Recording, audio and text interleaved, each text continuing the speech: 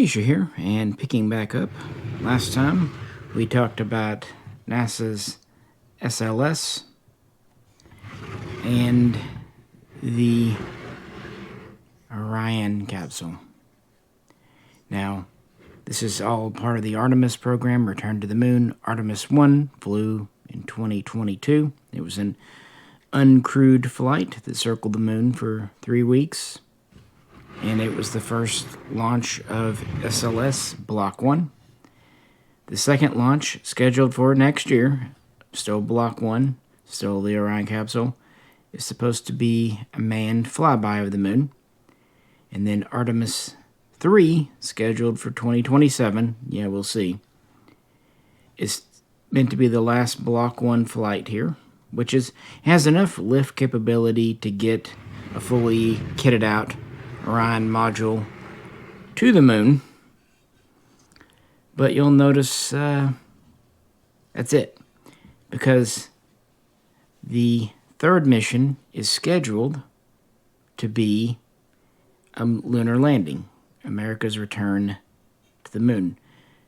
The thing is, this is not a lander, and there's not room with the Block 1 to attach one. So the plan is to have SLS put Orion in orbit, and then in orbit, rendezvous with Starship. At least a version of it, the Human Landing System version, the HLS. It will have additional engines and the ability to descend and ascend from the moon. They are supposed to rendezvous in orbit, do any refueling, and go to the moon. And of the 4 crew on Artemis 3, 2 are to take this giant ship down to the moon. Now, this is not even in scale, not even close. This is a 1/48. This is a 1/144. So, yeah, Starship is pretty massive and can only really launch on its own super heavy booster stage. It would be uncrewed at launch and then do that. That's the plan. There has been talk about opening up now. SpaceX did get the contract in 2021. But there has been talk about opening it up again and maybe seeing what Blue Origin's up to. You know, for something they say is going to happen in 2027, it seems very immature. But let's just suppose Artemis 3, which is fully funded by the government, despite some protestations from the Trump administration, who do want to end the program after 3. But let's suppose they do have a lunar landing. What's next? What's planned for Artemis 4, which is the first planned launch of SLS Block 1B, which has quite a bit more lunar orbit delivery abilities. Just to recap, the Block 1 can do a little under 60,000 pounds.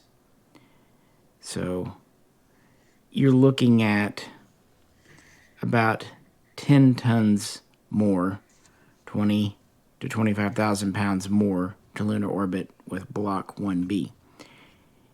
And they have very specific ideas about what's going to happen.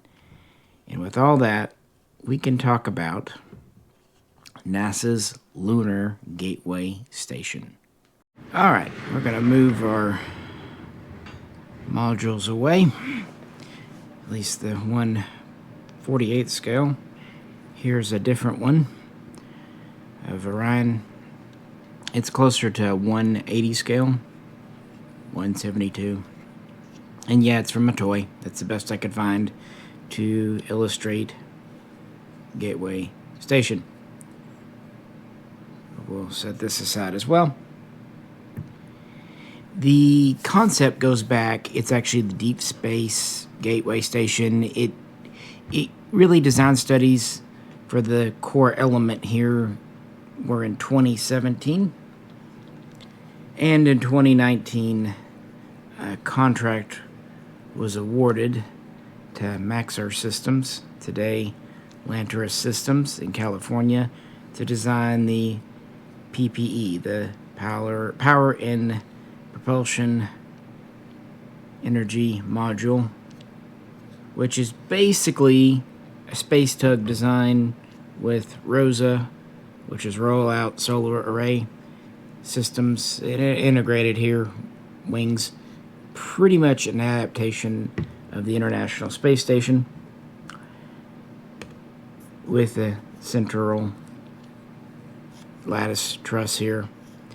This is about 60 feet tall, 18 meters wide.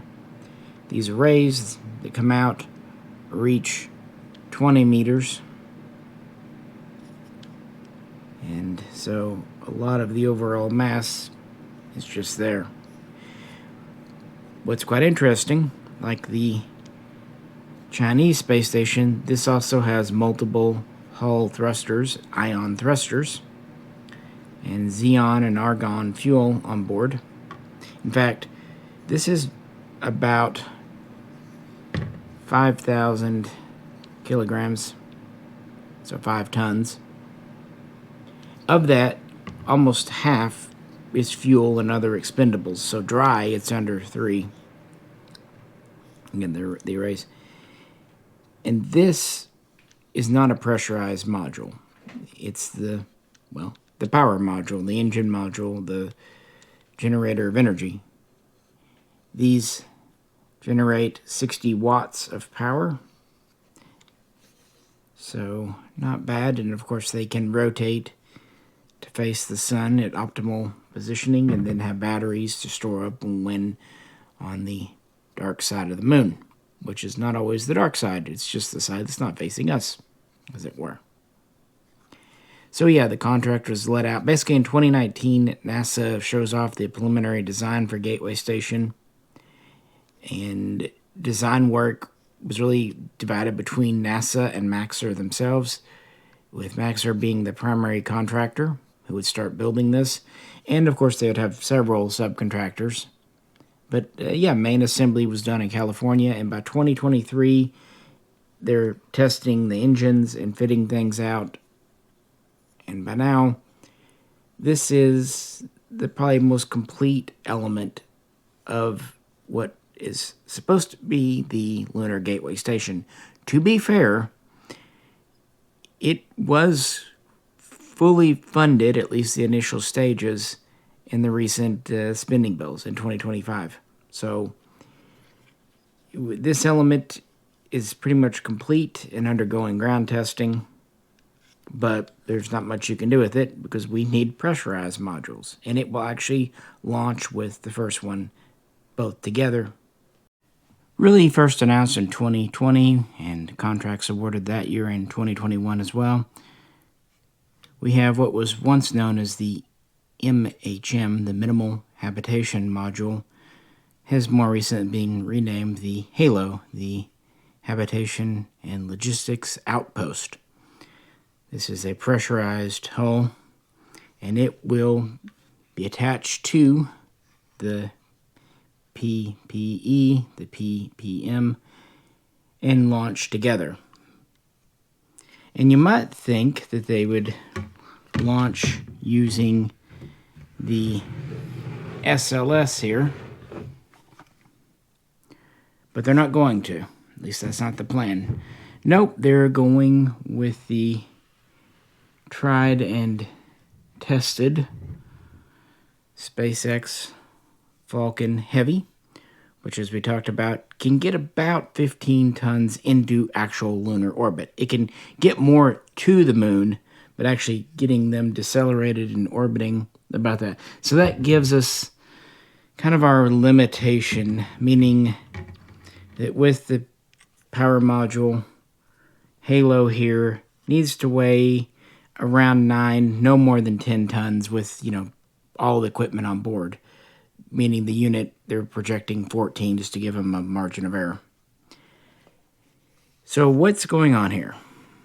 Who's doing this? Well, it's primarily a design from NASA and Northrop Grumman together, and it's an extended and enhanced Cygnus cargo craft but updated, of course, for human habitation. Not counting docking ports and extensions, it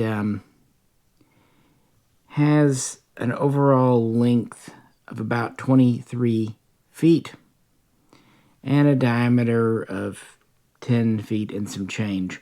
So, about 7 meters by a little over 3. Again, not counting external docking ports, batteries, radiators, what have you. And internal pressurized volume is meant to be around 35 to 36 cubic meters. So more than Orion, but less than the space shuttle, although if Orion and it are joined together, there you go. And the overall goal is to support a crew of 4 in combination with Orion for up to 30 days, so 1 month. And of course, power from the arrays here and all that. Externally, we have a total of 3 docking ports. They're the common berthing system used by NASA today. What's kind of neat about this system is there's not a male and female, just each end can dock to each end regardless, and that does kind of help logistics. Another thing I think is kind of neat is it uses a radiator system, heat system, similar to what China's doing on their space station, Tiangong, where it's mounted on the hull, not sticking out, so you don't have panels. A little more advanced there.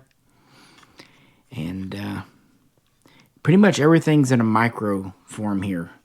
It has communications array for deep space and any kind of sensor systems needed to coordinate. And it has the basics to support the crew. Kind of starting on this end, you have your docking port area, of course, and monitors there. Then in the middle of the module, you will have a fold-out work table, laptop stations. Then you go further back to where the power module is, and there's a bit of a area with better insulation to kind of quieten things down, and some basic sleep areas, basically sleeping bags hanging on the walls. There's a hygiene corner, which is classified as a camping-style toilet. Yay. And there's a minimal kitchen. Yay. To, rehydrate food and heat food up. It's going to be cramped, and there's no ifs, ands, or buts about it. This is not, even when completed, meant to be the International Space Station. Of course, that's in low Earth orbit regime. This would be orbiting the moon. And a very interesting orbit at that, too. So just getting elements there is 10 times more expensive and difficult. And I think it's an interesting choice to go with the tested Falcon Heavy to get it there, even if it does limit our cargo ability. So the plan is to launch this in 2027. Will it be ready? The PPE is getting really close. They've tested the solar arrays, they've tested the engines. The Halo, the actual construction of the pressure hull was done by Thales in Italy, Turin, Italy. And it was shipped over to Northrop Grumman's facility this year, earlier on. And it's now undergoing fitting out and testing of various components. So it's not done, but various tests have already been completed, and integration of elements, it's there. And so final assembly is actually being done in Arizona, nearby. And I don't believe that the 2 modules will be integrated until close to launch, but they will go up together and then hit the moon and break and, well, there you go, spread out and, of course, be unmanned. But the idea is this will be there in orbit after systems checks, ready for Artemis 4 over here. But before Orion theoretically would dock, there's one other step. And it's, again, thanks to SpaceX. The International Space Station uses several cargo craft. Cygnus, which, again, this is based on, but much more enhanced and larger. The Europeans' ATV. And traditionally, the Russian Progress, which has been in use since the Soviet days. And of course, China has their Tianzhou cargo craft. It's just part of it. And in 2020, NASA had the GLS, the Gateway Logistics Systems, very similar to the contract that SpaceX has for the ISS. This is to supply. Now, this would be an indefinite delivery, indefinite quantity contract that lasting up to 15 years, could have multiple flights, each lasting 6 or 12 months, but it at least guarantees the winner 2 flights. And by the next year, SpaceX won it with this design here, what's known as the Dragon XL. It too is very much based on, of course, the Dragon and the Cygnus cargo craft. It is not meant to be reusable, and so it doesn't really have a separate hull or section. It would launch atop a Falcon Heavy, and the original design requirements were it had to be able to at least bring about 3.4 tons of pressurized cargo and 1 ton of unpressurized cargo to lunar orbit. Well, SpaceX exceeded that. It's listed to be at 5 tons to lunar orbit, so about 11,000 pounds. Although it wouldn't return anything because it would burn up on reentry. What's kind of interesting about the design, it doesn't really have a large engine nozzle or bell system. It uses small Draco-type thrusters, just like that, meaning the rear section is actually your unpressurized cargo manifest, boxes bolted onto the back. And then internally, it would have pressurized cargo. And not just that, the NASA requirement was that it provide continuous and adequate power to the cargo, both during the flight to the moon and then while it would be docked to the Gateway Station. So, it has solar arrays. And just like with the International Space Station, it would deliver various elements and then be used as a trash can when it jettisoned. It's also, because space is so limited on the Gateway, could be used as a laboratory module or whatever else needs be, because it is about 9 meters long, give or take. We don't really know for sure, and about 4 to 4.5 meters wide on the body. So internal volume should be pretty good and could be outfitted with racks.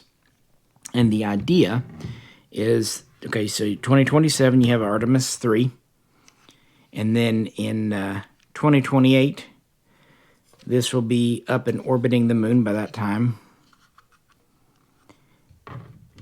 So the second Falcon Heavy will launch the first Dragon XL, and it'll dock, providing additional power and supplies to the station. NASA projects that it will have things like spacesuits and survey gear, tools for the ground, lunar landings, additional food rations, any kind of unpressurized external cargo if needs be. So that's the projection. And then later, after it docks, you'll end up with the Artemis 4 mission. Again, we're just going to go with the timeline to be kind of optimistic. It never hurts to be optimistic, guys, sometimes. So it would launch aboard SLS and dock here. And we still have one spare universal docking port for a lunar lander, be it something from SpaceX or Blue Origin or somewhere else. It's a compact little station, but the fact that it's in lunar orbit, that we've never had a space station up there, is pretty neat. And in this configuration, it can support a crew for up to a month. And the Dragon will be docked at least 6 months, so possibly supporting more than one crew. And ostensibly, they will have missions either to the lunar surface or even beyond. Now this configuration seems pretty likely, at least 75-80%. Orion is existing, the Halo exists, the PPE is probably the most thing. Actually, of all this, the Dragon XL may get canned, honestly in favor of a Starship derivative, if Starship's maturity. So if anything, Dragon XL is kind of the fallback, the more conservative option. But they're going to need a cargo craft. There's no way about it. They need it for its power generation, extra space, extra material, and to kind of use up the Block 1 SOS as they move into Block 1B, which is kind of where we're at by the end of 2028. Next up, meet IHAB, the International Habitation Module. This is actually pretty much spearheaded by the European Space Agency with the Japanese Space Agency, JAXA, providing a lot of life support, power, batteries, that kind of thing. The Gateway Station was always intended, since its inception, to be an international project, just as the Orion capsule was. You also have Canada, the CSA, not that CSA, the other one, very different. And there's even talk of some Arab contributions, although those seem to be in the very preliminary stage. For what it's worth, the Canadian Space Agency will be doing a Canadarm3 for it, although that's quite a ways out. The IHAB here was designed primarily by ESA, with JAXA supporting, and it's being manufactured in Turin, Italy by Thales again. And basically, they hope to have the pressure hull done by next year, and then outfitting of gear. And the hope is to fly it with Artemis 4, but there are contingency plans, as we looked at, if it's not ready. That's why Halo has kind of rudimentary support for everything if this isn't going to be ready. But the contract was let out in 2021, and work is progressing, so let's be optimistic. What do we have here? In a lot of ways, it is kind of a mirror of Halo, but it expands the ability quite a bit. You have front and rear docking ports, and you have 2 side ports for whatever might need to be there. Internal pressurized volumes, roughly the same, 35 to 36 cubic meters. Overall width is a little more than what we saw before, about 3.5 meters internal, external over 4. And the overall length is about 6 meters, so it's a little bit shorter, but a little bit wider, giving about the same kind of things. It does have solar arrays, unlike Halo, because it's always connected to the PPE. Part of that is for its own flight, part of it is just as a backup thing. And what you have inside is another long corridor with just better amenities. You have more control systems. You have more space for science racks. You have more of a work command and control area. You have a better galley. Still not great, but better. And you have a somewhat better toiletry facility. Still considered kind of a camper. And I'm happy to report that they do say we're going to try to put the galley and the toilet as far apart as possible. That's probably good. And while it's still really cramped in here, it does have a little bit more privacy for sleeping area. Instead of just bags hanging on the wall, there will probably be little kind of closet areas for a little bit of personal effects and all that. Basically, it just doubles the internal volume and will allow Gateway to support a crew of 4 up to 90 days. But that's not in the plan, but it does extend it and just gives it more science and logistical capabilities without all the docking ports being used up as well. And it weighs, at least projection, keep in mind it's still not quite finished up yet, 10 tons, because this, unlike the original Element launched on the Falcon Heavy, is planned for the first SLS Block 1B launch, which itself can deploy another 10 tons to lunar orbit. So basically, you have Orion on top, and behind it you'll have a service area which can carry cargo, and this would be in that, very much like the lunar module was for the Apollo missions. Essentially, once on orbit, Orion would flip around and go in and lock on to IHAB, and then both would, of course, have their solar arrays deployed and make the trip to the moon, which is still roughly 3 days, physics being what physics is. And so you'll have this stack, and it will line up with and rendezvous with the existing gateway structure. And while with the common berthing system, you can really dock anywhere, chances are it'll dock to the axial port here of Halo, giving us a straightforward habitation setup, straight from Orion through these two modules and to a docked supply craft here as such. So the station itself would have about 70 cubic meters, and then you count Orion too, because it'll be used. It has 20, although a lot of it's taken up by space. We'll be generous and say 90 cubic meters pressurized on the main stack, and then whatever is in the supply vehicle. Hard to say at this point because we're still so early days, but 10 to 15 more. My point is, if you count everything here and just pressurized, we're going to get close to about 100 cubic meters of pressurized volume with all things attached.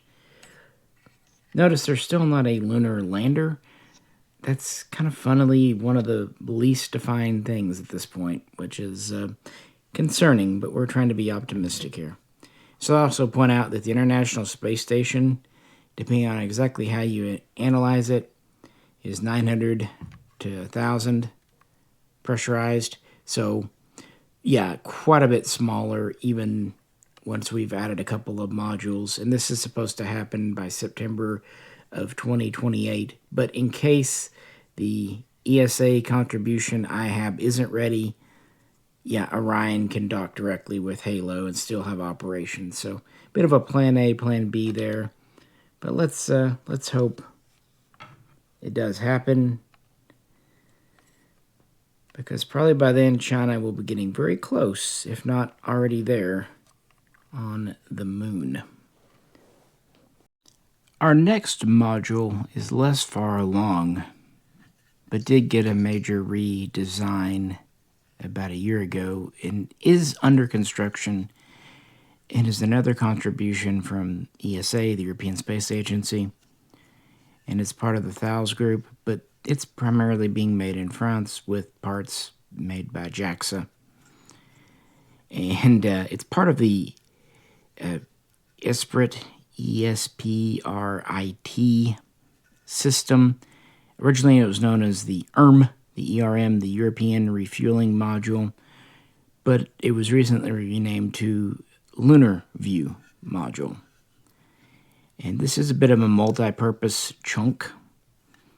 Primarily, it has fuel tanks and other kind of resupply gear.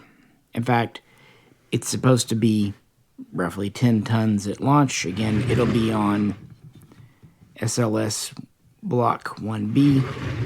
It's slated for Artemis 5, which is supposed to be in 2030. And of the 10 tons, about 1.7 tons are going to be fuel, xenon and other types for the PPE. and then another 1,600 kilograms will be cargo kind of stuffed inside, just supplies for the station. So yeah, mostly tanks, supplies, batteries, maybe enhanced comms array, that kind of stuff. But it does have a docking port on each end, one for the station, of course, and one for visiting spacecraft of some stripe. But it does provide a little bit of extra pressurized volume for the station, about 10 cubic meters, so half that of Orion. And of that, it's estimated that 6 or 7 are usable.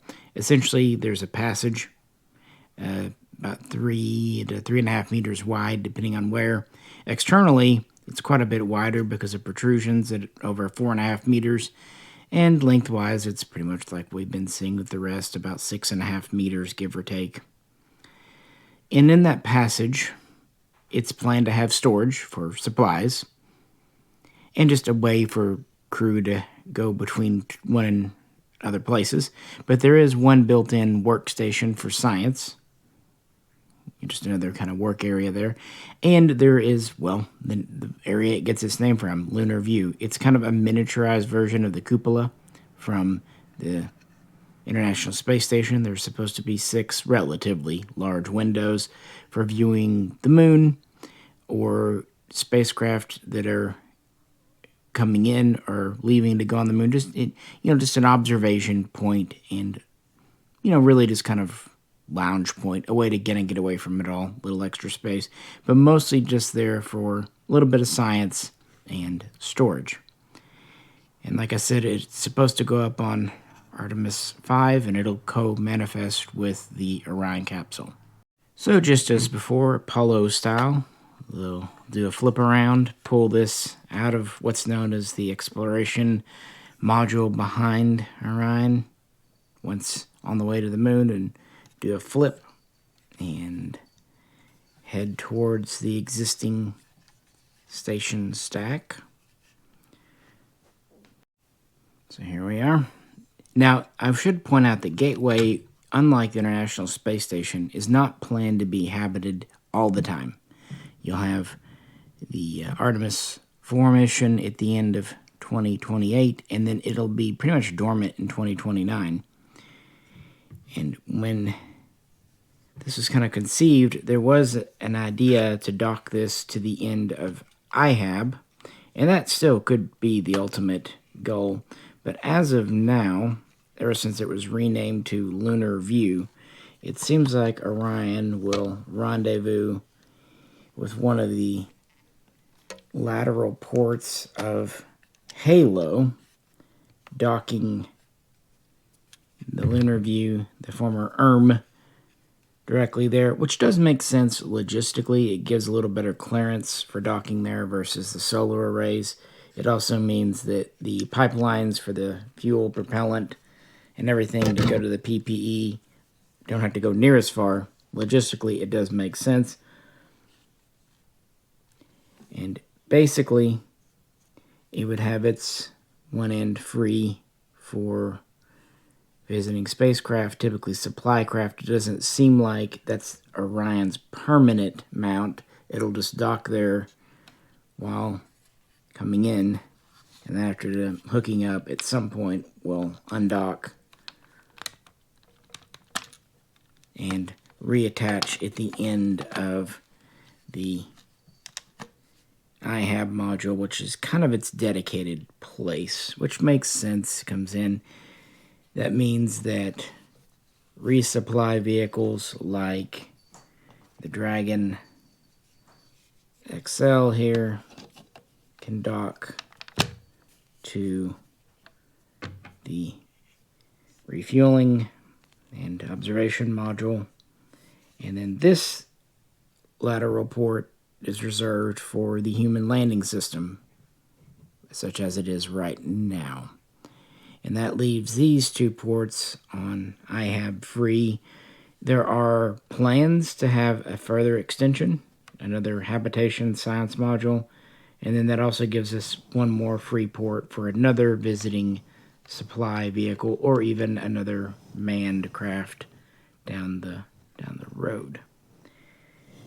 But this would be the configuration as of 2030 and Artemis 5 if it happens. Will we ever get this far? I have my doubts, but then again, I'm a relatively optimistic person. If this assembly were over 100 cubic meters pressurized, not habitable, strictly speaking, but every bit helps. And NASA gives it a stated pressurized volume of 125 cubic meters, but that's including and yet even unannounced second or even third habitation module to attach here that would be NASA inspired. That seems pretty unrealistic at this point. We would be lucky to get to this point, frankly. Again, the PPE and Halo, they're pretty built, frankly. And the IHAB, it's reasonably far along. The Lunar view, they've begun construction in France. Some of the individual subsystems have started ground testing, but it's pretty early days. Will it happen? Will the design change? Hard to say at this point. We don't even know for sure if the Dragon XL will come to fruition, but there will be some kind of cargo craft. There have been other talks, like the Japanese Space Agency has talked about doing a cargo vehicle. The European Space Agency could do some.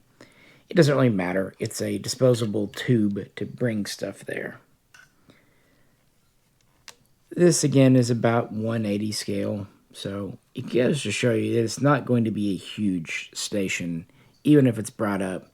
Beyond this point, there's the Canadarm3, which should maybe co-manifest on 5, but I've seen projections that already are putting it to 2031 or beyond. And then there's also the airlock, which is kind of a miniaturized and more modern version of what's on the International Space Station. That may be produced by the Arab nations, but again, that's projected out to even Artemis 6 and beyond, and there's very little information.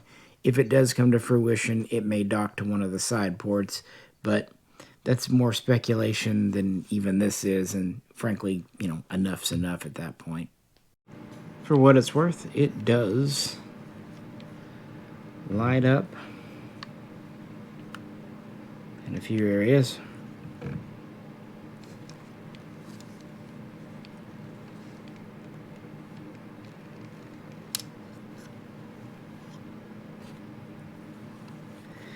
So there's that.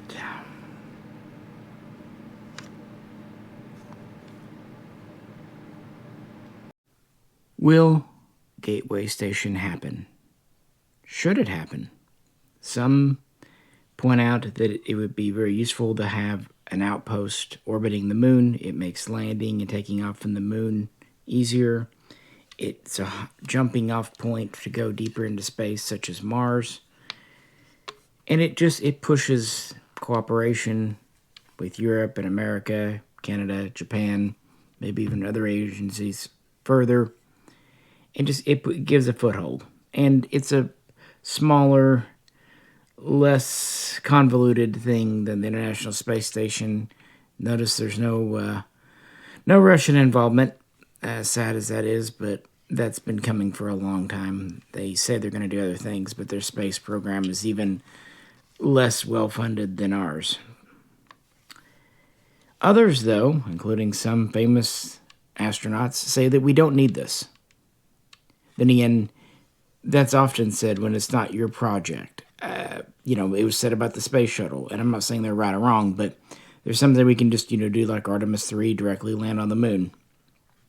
But then we would not have anything like even a temporary habitation because the Orion capsule is only good for up to 3 weeks. This would extend it easily up to 30 days and beyond, and up to 90 days and beyond if at least we get the IHAB module installed. The projection is 15 years. orbit. But then again, the International Space Station was projected to be 10 to 15 years for a lot of its modules, and they're still going. And these are designed with more upgradability, modularity, and some newer technology, comparatively speaking. Who's to say? I will say this, though. I remember reading several science fiction authors. Stephen Baxter comes to mind 20 years ago, especially after Columbia, but even before, that thought the International Space Station would never get completed, that it was a pipe dream. And it did. It even expanded. So I hate to say it can never be done. Mostly never say never. Because we can do such things if we want to. But it's going to cost. But will it happen with NASA? I don't know. I do kind of half believe Elon Musk when he simply says that it'll just end up being SpaceX going back to the moon. I mean, they're already relying on potentially Dragon XL and Falcon Heavy for a couple of launches, not to mention an adapted version of Starship for landing on the moon. The Orion capsule has had a lot of controversy itself. It's an updated Apollo with more space and more technology, but there have been safety concerns. Then again, I don't think we can afford to be completely risk averse. Nothing in exploration and science is 100%. If we wait till we get to that threshold of 99.9% safety, we'll never do anything. China, I won't lie, they play fast and loose with space travel. They take risks that we just don't. However, if we keep that attitude, they will match us and very well could leapfrog us going back to the moon and going on to Mars. And I have to wonder, I often think how much the space race maybe diffused some Cold War tensions with the USSR in the 60s and 70s, ultimately resulting in Apollo-Soyuz. With Taiwan and all that, and Japanese worry, Korean worry over Chinese actions, and kind of the rearming of aircraft carriers in the Pacific, perhaps a good old-fashioned space race between the U.S. and China, each with their own partners, might be a way to somewhat diffuse tensions while promoting healthy competition, a spirit of exploration and science, and maybe just keep a Cold War from going hot. I don't know. But I thoroughly enjoy space travel. And I pick up any models, toys, whatever I can find of it. And this one, while not all that high detail, it was cheap. And why not? And it's the only thing I could really find of Gateway Station of note. I do have a video, of course, of the Tiangong 1 station. I've shown a few times. Pretty cool for China. I've also done a video in the past of Mir, and I've done some on the International Space Station, but it's actually very hard to get a complete ISS model. I've got the, Expedition 1 we looked at early in the year, which is kind of similar to this in a lot of ways.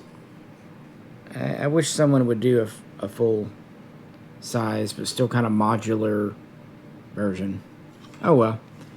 But I wanted to show this to you along with Orion and SLS. Been talking long enough. Who knows? I don't know.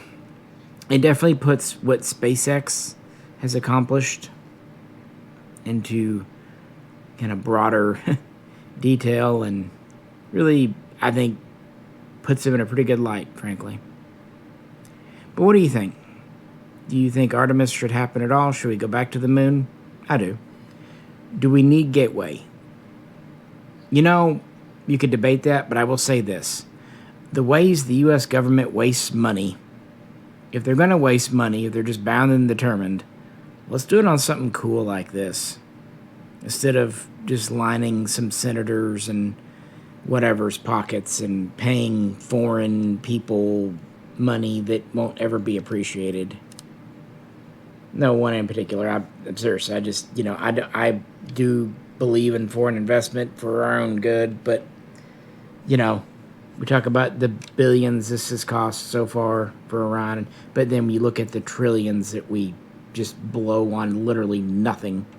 So if we're going to do it, let's at least do something we can have some national pride in. And I really don't want China to leapfrog us. I really don't. That's not good for our national pride, our international standing. It's just not good. And I think we can be kind of polite adversaries. We don't have to be aggressive militarily. We can compete in a friendly fashion in space, and you never know, maybe even cooperate one day.